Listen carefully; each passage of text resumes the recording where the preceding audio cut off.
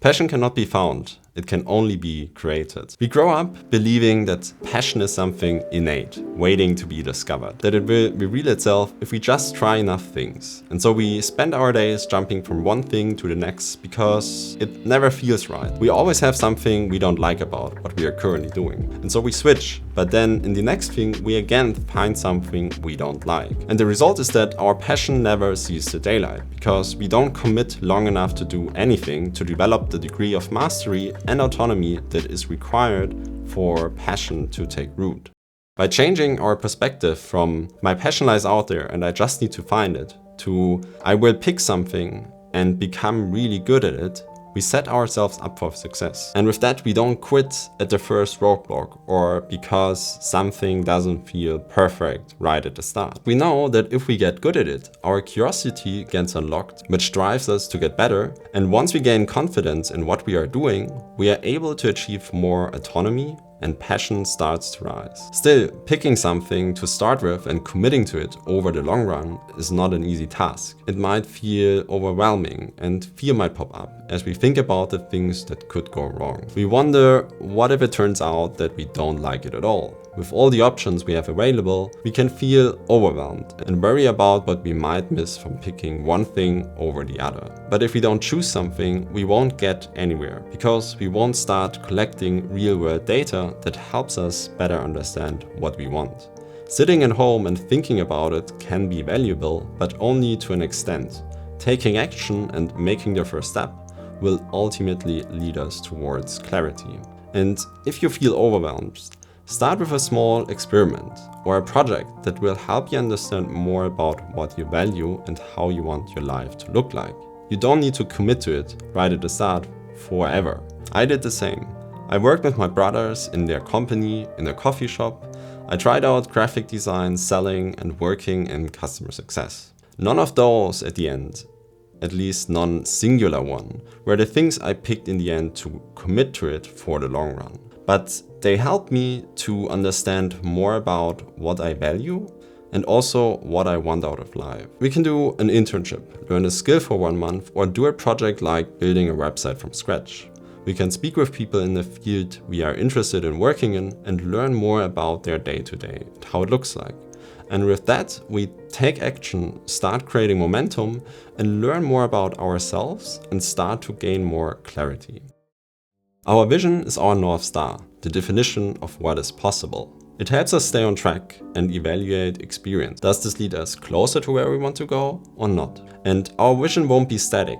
We will update it as we learn more about ourselves. It's an iterative process and nothing we can get right from the first time. Though it gives us this direction needed in the beginning when everything feels possible. Write down a day in your dream life.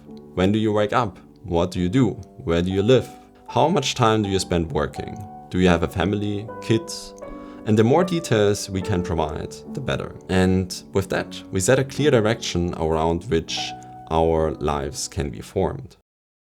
There are things where we are just naturally better than others. These are our unfair advantages. And leveraging those when picking a path to pursue will give us a head start and ease our way to mastery and the passion we can create. And next to that, we might have a path which we have easier access to because of friends or family.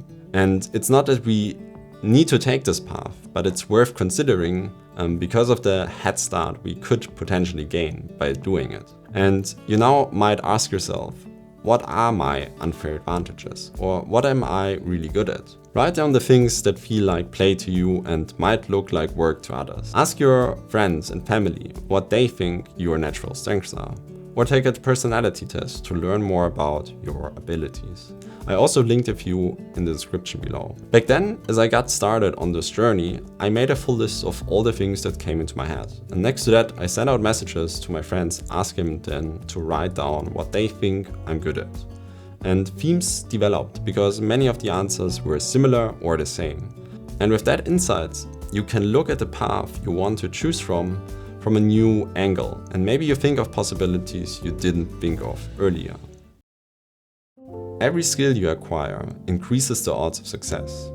By exploring various fields, such as graphic design, customer success, and software development, I learned to understand business from multiple perspectives. This not only helped me to communicate with different departments better, but it also enabled me to do things that fall outside of what I'm normally doing. And for example, I can now build out product demos because I know both design and programming. And my knowledge of video editing and presentations allows me to produce learning materials for our product. And while becoming the best in one particular area can be a great way to success, being the top 25 across various skills might open up opportunities that you can now not even dream about. And to be fair, it's important that we focus on one skill at a time and become really good at it to unlock our passion and get a job or create a product.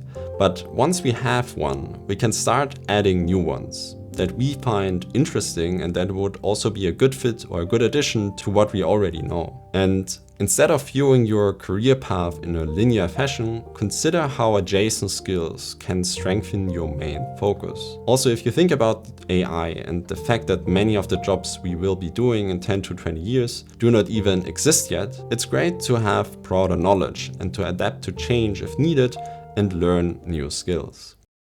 But in the end, what lies between today and the passion we want, that's our ability to stick to something long enough and do the hard work required to become really good at it. If you're interested, you can check out a video I made about doing hard work here. Next to that, I've also linked in the description other videos that can help you stay on the journey of building up your skills and developing your passion.